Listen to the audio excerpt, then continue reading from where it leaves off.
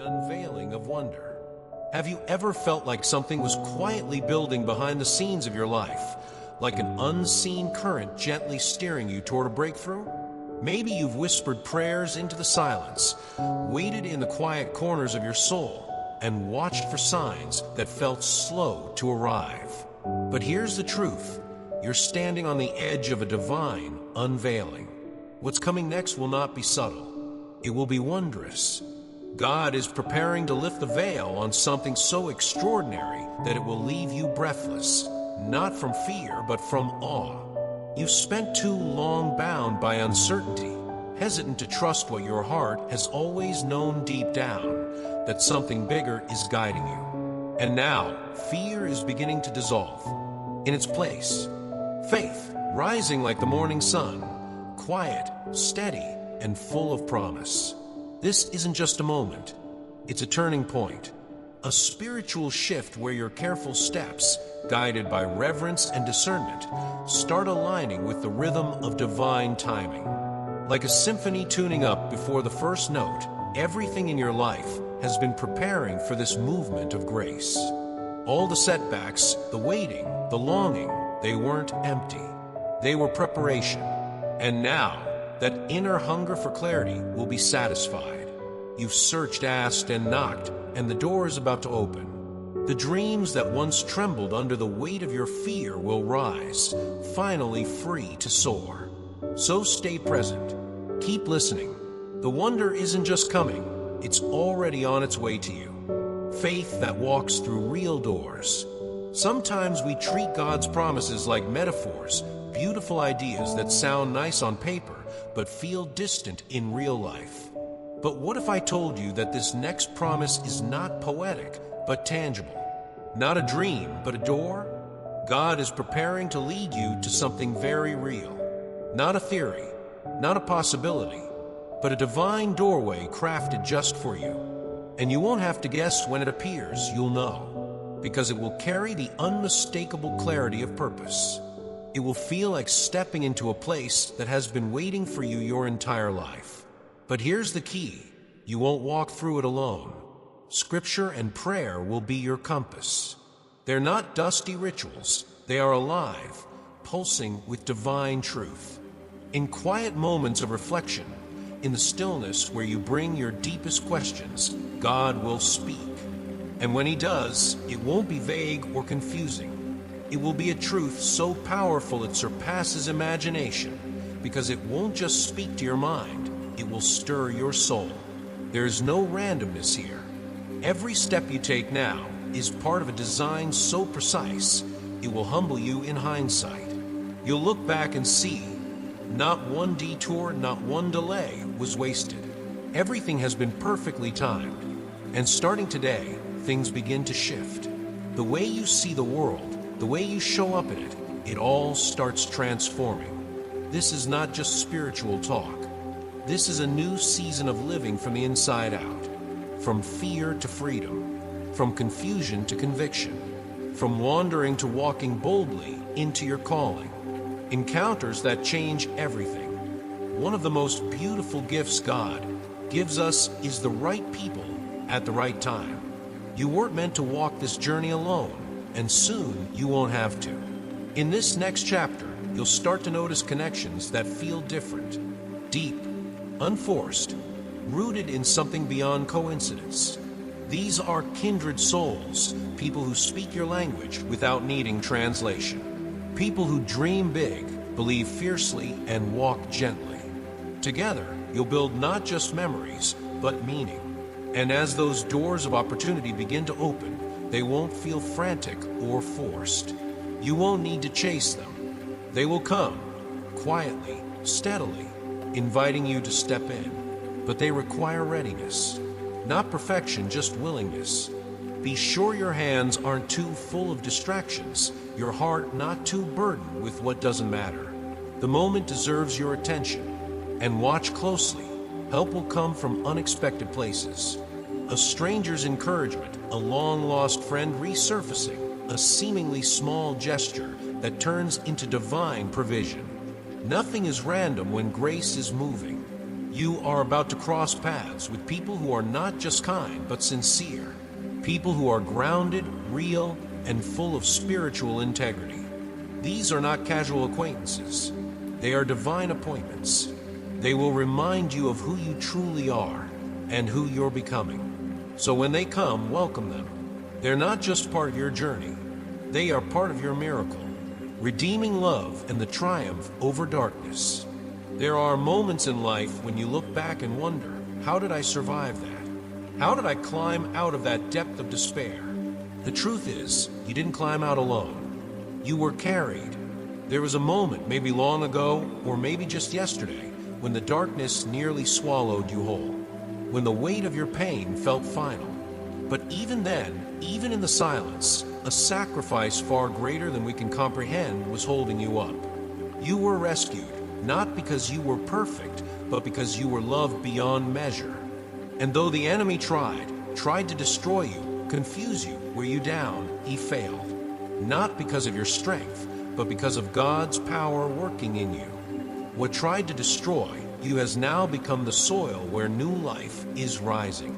You may not see it yet, but you're becoming a beacon, a lighthouse, a steady light cutting through the storm for others who are still trapped in the shadows. You are proof that love can redeem, that grace can rebuild, and that miracles are not just ancient stories, but present realities.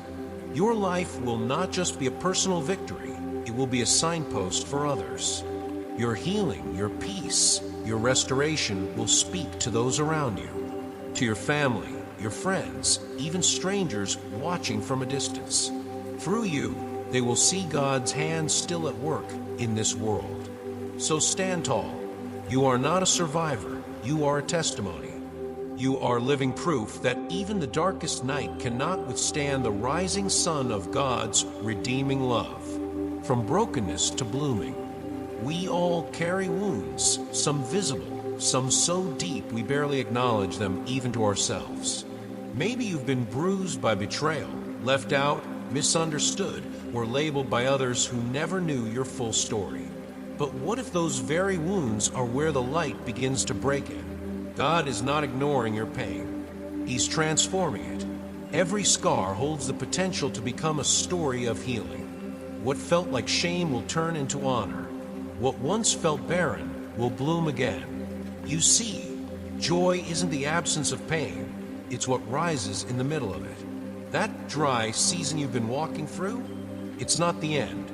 It's the soil being prepared for something sacred to grow. And when it does, it won't be fragile. It'll be radiant with purpose. God's promises are not hollow words. They are spiritual nourishment, soul food that sustains you when the world feels cold and indifferent. And just because someone dismissed you, criticized you, or reduced your value to a label doesn't mean that's who you are. You are not defined by their words. You are defined by His. So today, choose to believe that your pain is not pointless, that your tears have not been wasted.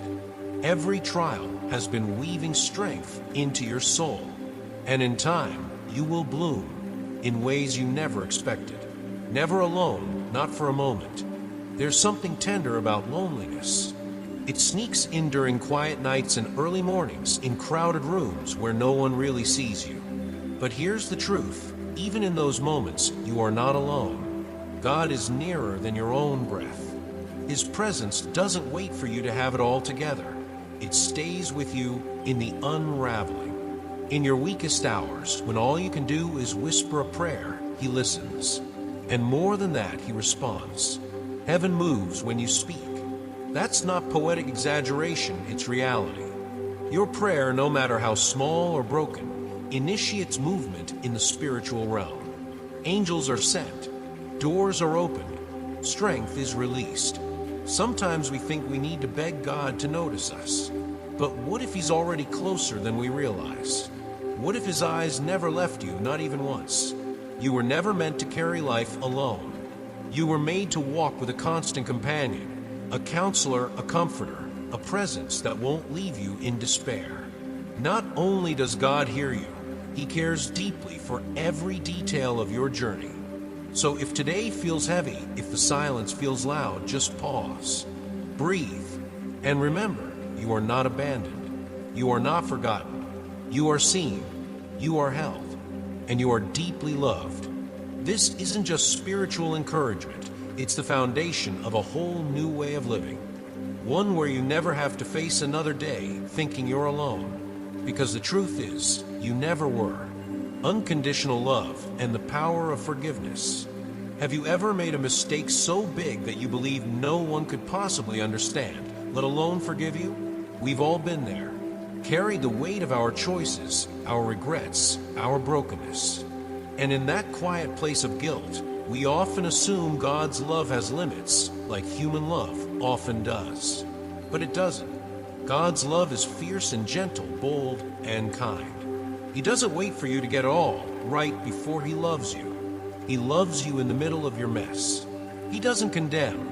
You don't have to earn your way back into His arms. You were never kicked out to begin with.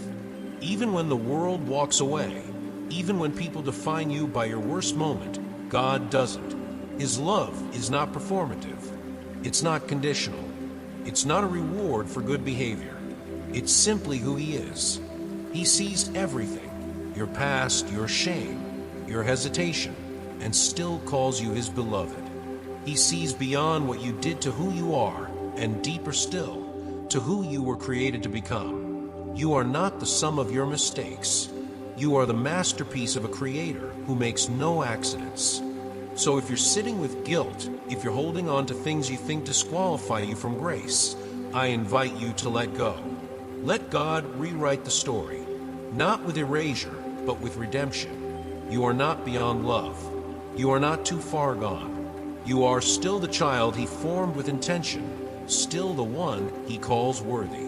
And no mistake you've made has canceled that truth. You were made for more. Have you ever felt like there must be more to life than what you're living right now?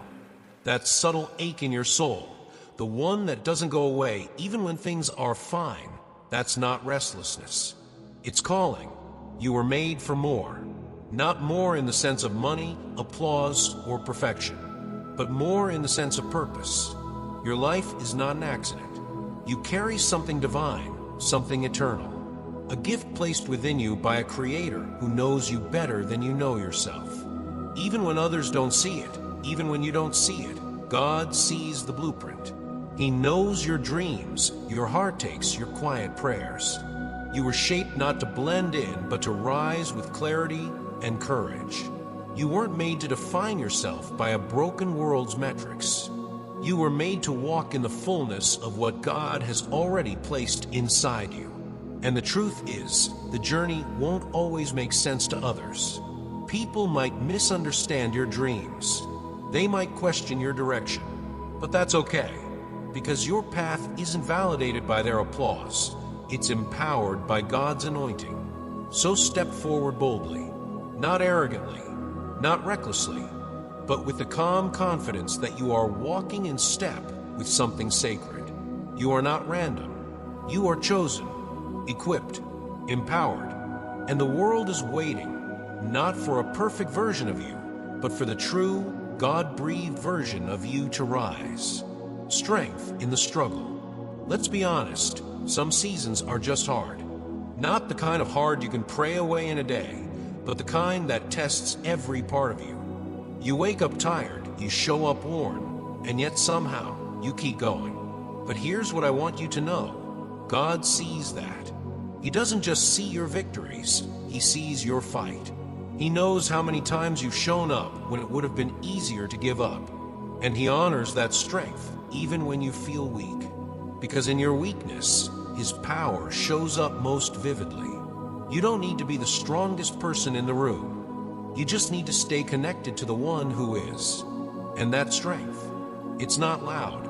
It doesn't always look like winning. Sometimes it looks like staying, breathing, praying, choosing hope one more time.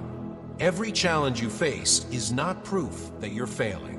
It's an invitation to rise, to grow, to become. The enemy will try to convince you that you're losing, that you're alone, that you're not enough. But that's a lie, because when you're grounded in faith, when you cling to God's promises even with trembling hands, you are already victorious. No weapon formed against you will prosper, not because you're invincible, but because God is with you. And He is not just near you, He is within you, empowering you. So today, face your battles not with fear, but with faith. Because the struggle you're in is not the end of the story. It's the soil of your transformation. A wake-up call and the right direction. We don't always notice the drift. It starts slowly, one compromise, one overlooked red flag, one excuse for someone else's toxicity. Before long, we find ourselves surrounded by noise, confusion, and people who drain more than they pour. This is your wake-up call. God is gently, yet firmly, calling you to protect what's sacred. Not out of fear, but out of wisdom. Not because He wants you isolated, but because He wants you aligned with truth, with light, with integrity. Some people in your life are sowing doubt, not faith.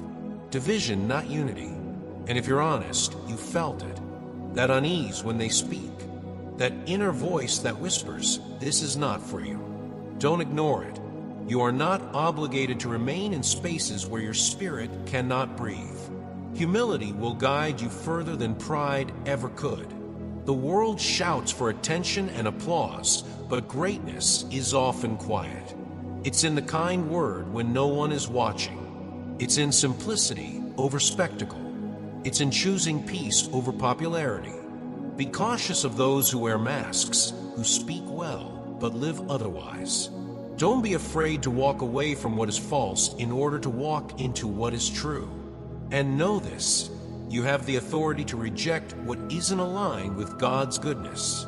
Sin isn't just about bad behavior, it's about separation from the life you were meant to live. And you have every right to return to alignment. So today, choose clarity over comfort. Choose truth over trend. Choose faithfulness over fitting in. This isn't about judging others. It's about honoring your soul. The certainty of restoration and miracles. When you plant seed, you don't see the roots growing. You trust the process, even in silence. That's what prayer is like. Quiet, sometimes invisible, but always powerful. Every single prayer you've spoken, no matter how desperate, no matter how brief, was a seed. And God does not forget seeds. There's a harvest coming. Maybe your family feels fractured. Maybe your body feels worn. Maybe your spirit has been hanging by a thread. But healing is not just possible, it's promised. Restoration isn't a theory. It's a pattern. It's what God has always done from the beginning of time. Wherever there has been depletion, life will return. Where there has been lack, abundance will flow. And not just barely enough, but overflowing. You won't have to chase blessings, they will find you. And as that happens, the negative voices, internal and external, will start to fade. You will no longer be defined by scarcity, by fear, or by past failures. You will be surrounded by peace, clarity, and provision. Don't underestimate what's shifting. What feels delayed is not denied. What feels buried is not gone. It's growing beneath the surface. So lift your head. Watch for the blooms. The season of restoration is not coming. It has already begun. Honor restored, destiny released. Have you ever felt like your name had been stained, like something about your past or your story had robbed you of honor? Here's the truth the world rarely teaches. What feels like a curse can be broken. What was once spoken over you can be rewritten. The shame you carry does not belong to you anymore. God is placing a crown on your head, not because you earned it, but because He has called you worthy. It's not a symbol of ego, but of restoration. It's a sign to the world and a reminder to your soul that you are not who they said you were. You are who God says you are. And now the doors are opening. They may not be where you expect. They may come through strangers. They may arrive quietly, but they will be unmistakable opportunities that change everything. Moments where your obedience meets divine acceleration. But here's the most important part. Don't stop now. You've come too far to give up here. You've walked through fire and it didn't consume you. You've carried weight and didn't break you. You've prayed in the dark and stood still in the storm. Now it's time to step forward, not rushed, not reckless, but resolved. The finish line is ahead, and it's beautiful. But you have to keep walking. This is your moment of redemption. Don't let fear slow you. You're not starting over. You're stepping into the fulfillment of what was promised all along. The final call and the eternal promise. If you hear nothing else today, hear this. God has not given up on you. No matter how far you've wandered, no matter how many times you've hesitated, there is a divine love that keeps calling. Not with guilt, not with pressure, but with a quiet, relentless tenderness that whispers, "Come home." You are not disqualified. You may have fallen. You may have doubted. You may have walked away. But God never moved. He's been waiting, not with anger, but with open arms. And now, He offers you something sacred, a new beginning, a fresh start, a promise that the past does not determine the future. That grace still flows, that restoration is still available, and that the door is still open. The drought you've been through, it's ending. The season of barrenness is being replaced by a season of abundance. And not just external blessings, but inner fulfillment, the kind that quiets your soul and awakens your purpose.